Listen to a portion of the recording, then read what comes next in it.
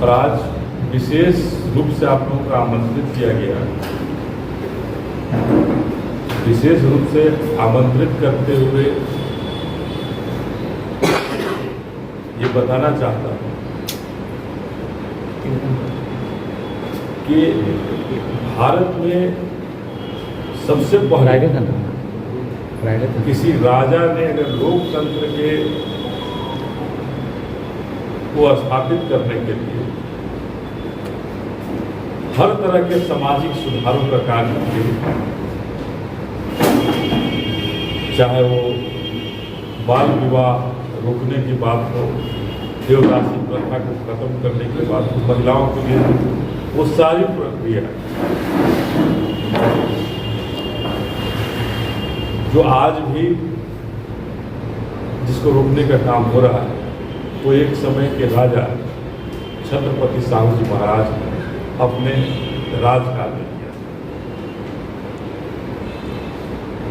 और सबसे पहले भारत में अगर जो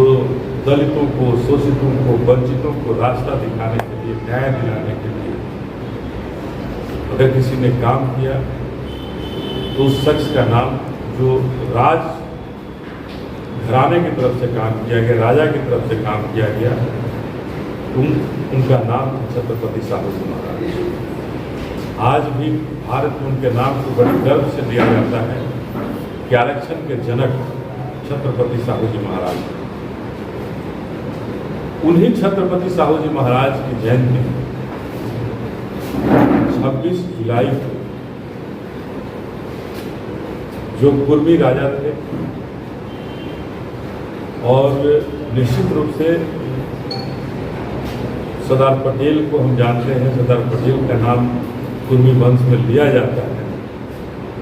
लेकिन अगर उनसे भी पहले भारत को एक नई पहचान देने की अगर बात की, शोषितों को, दलितों को, वंचितों को न्याय दिलाने का अगर किसी ने रास्ता खोला था, तो हमारे कुर्मी राजा छत्रपति साहू जी महाराज, और उन्हीं की जयंती है 26 जुलाई। और बहुजन समाज पार्टी में वो एक नायक के रूप में रहे। बहुजन समाज पार्टी के महापुरुषों में उनका एक अलग ही छाप रहा है, एक अलग ही स्थान रहा है। अगर छत्रपति साहू जी महाराज रास्ता नहीं दिखाए होते तो हो सकता है जो अभी भी सुधार की बातें चल रही हैं, बहुत सारे सुधार की बातें नहीं हो पाती। तो हम बहुजन समाज पार्टी की तरफ से अपने उस महापुरुष को, अपने उस महायोद्धा को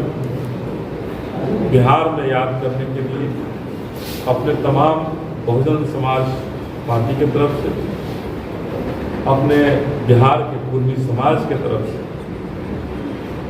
26 जुलाई को रविंद्र भवन में हम लोग उनकी जयंती मनाएंगे, उनको याद करेंगे और जो उनकी बताई हुई रेखाएं जो आज तक नहीं खींची जा सकी,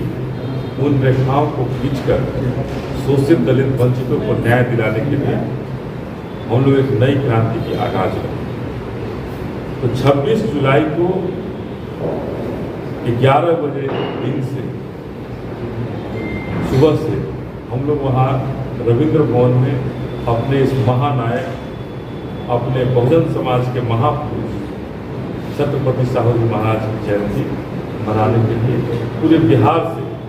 विशेष रूप से सब लोग आएंगे, लेकिन कुर्मी समाज के लोग, क्योंकि अपने कुर्मी समाज के हमारे नायक रहे हैं, महानायक रहे हैं, उनको श्रद्धासुमन अर्पित करने, उनको पुष्पांजलि अर्पित करने के लिए पूरे बिहार से लोग आएंगे। और आवे आपके माध्यम से हम सबको कहना चाहते हैं कि आप लोग आए और बिहार से, पूरे बिहार से आकर के अपने इस महानायक को पुष्पांजलि अर्पित करें, श्रद्धासुमन। नहीं चलो नीतीश कुमार की जो कौन सी विचारधारा है, अगर किसी विचारधारा के साथ अगर चले होते तो कभी लड़ेक को नहीं पकड़ते और कभी कमल को नहीं पकड़ते। अगर सरदार पटेल और छत्रपति साहू जी महाराज के रास्ते पर चले होते तो शोषित, दलित, वंचित, पिछड़ों को न्याय दिलाने की बात है। कौन कहाँ जाता है आता है उससे हमारे समाज को फर्क नहीं पड़ना चाहिए था। हमारे समाज को जो शोषित, दलित, वंचित है उसको न्याय दिलाने के लिए, और आज जो समाज त्राहिमाम संदेश दे रहा है, आए जगह हमारे लोगों की झोपड़ियाँ तोड़ी जा रही है, मकान नहीं मिल रहे हैं, वृद्धा पेंशन के हालात बद से बदतर होते जा रही है, नहीं मिल पा रहे हैं। ये जो बुनियादी जो सुविधाएं हैं वो हम शोषित, दलित, वंचितों को इस सरकार में नहीं दिला पा रहे हैं। इसलिए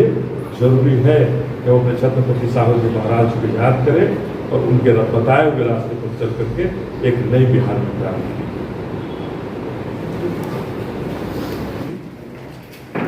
नमस्कार, मेरा नाम आलोक है। आप राष्ट्रीय देख रहे हैं। बिहार में जाति की राजनीति होती है।